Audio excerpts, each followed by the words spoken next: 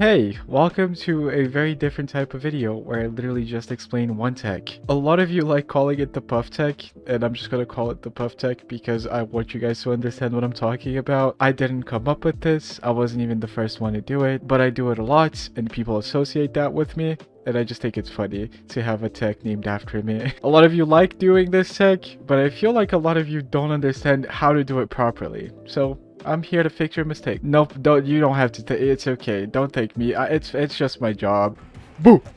Oh my god. One thing a lot of you don't understand about this tech is the fact that you're not praying to God that the killer swings behind him because he thinks that you're going behind him. You're working with basically scaring the killer, doing something that he doesn't expect. But in order for it to work as frequently as it can possibly work, you have to never lose momentum when you're actually jumping in the killer's face. So let's say you're running a wall. Right? You're trying to hug a wall as tightly as possible, the killer's after you, and you want to jump scare them. This is the movement. You want to jump at the killer's face and then go back to running the wall as tightly as possible right after. If you do this, even if the killer presses M1, you're still going to be far enough away from the killer that the M1 is going to miss. If you don't do it like this, there's always the chance that the killer swings behind him, but it decreases your chance of actually not getting hit when you try and do this, right? So I would say hop into a private match and practice this movement right here. I even have a few examples here where I went into a private match with Bappus and we tried to script a jump scare tech, but it's so hard to script this tech because there are so many variables to it, and if the killer is expecting it, it's super hard to fall for it. And Bappus also had like 300 ping. But here's what it looks like in the killer screen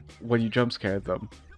Notice how my character is already super far away from the killer, even when he finishes the swing. He just finished the swing and I'm already almost entering shack. That's exactly the reason you want to go back to hugging the wall as fast as possible and never lose your momentum. That's the only time a jump scare tech is actually going to save you. Here's what it looks like on my screen when I'm doing it.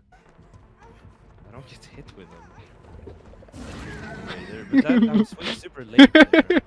No, but that was perfect. Okay. Usually I would swing like super much faster there.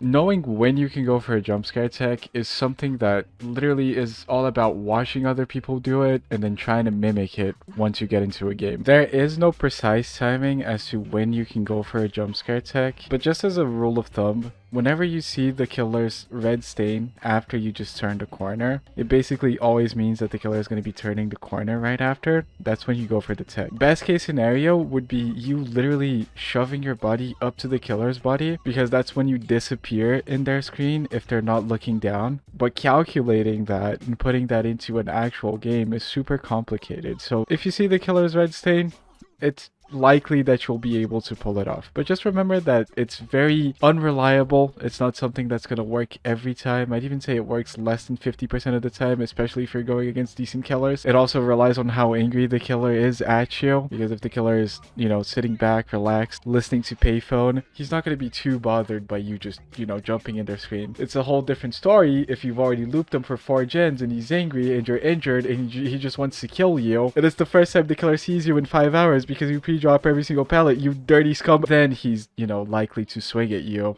like a crazed sociopath, or he literally just got jump scared. And also, how could I forget, everything that you just learned is going to be completely useless, and you're not even going to be doing a puff tech if you don't say boo when you jump at the killer's face, okay? Because how is he going to get scared if you don't say boo? It just doesn't make sense. Boo! Woof.